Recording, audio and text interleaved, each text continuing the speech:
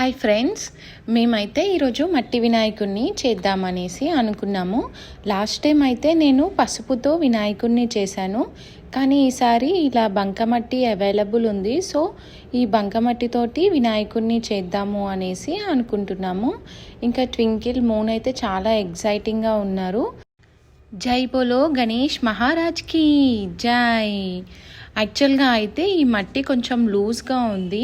So ఇది dry అవ్వడానికైతే మాకు చాలా టైం పట్టింది. అయినా సరే కంప్లీట్గా అయితే డ్రై అవ్వలేదు, కొంచెం అయితే ఇలానే ఉంది. సో అలానే అయితే చేసేసాను వినాయకుడిని. ఇప్పుడు దీనిని అయితే ఫినిషింగ్ చేసుకోవాలి. ఇప్పుడు ఓవరాల్గా అయితే నేను కొంచెం వాటర్ యాడ్ చేస్తూ ఇట్లా స్మూత్గా వచ్చేటట్టు అయితే చేస్తున్నాను వినాయకుడిని.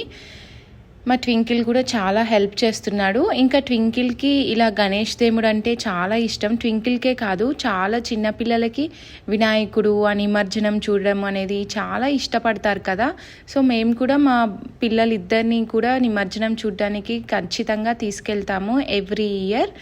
మా వినాయకుడు మీకు నచ్చినట్టయితే లైక్ చేయండి, కామెంట్ చేయండి. Please subscribe to our channel.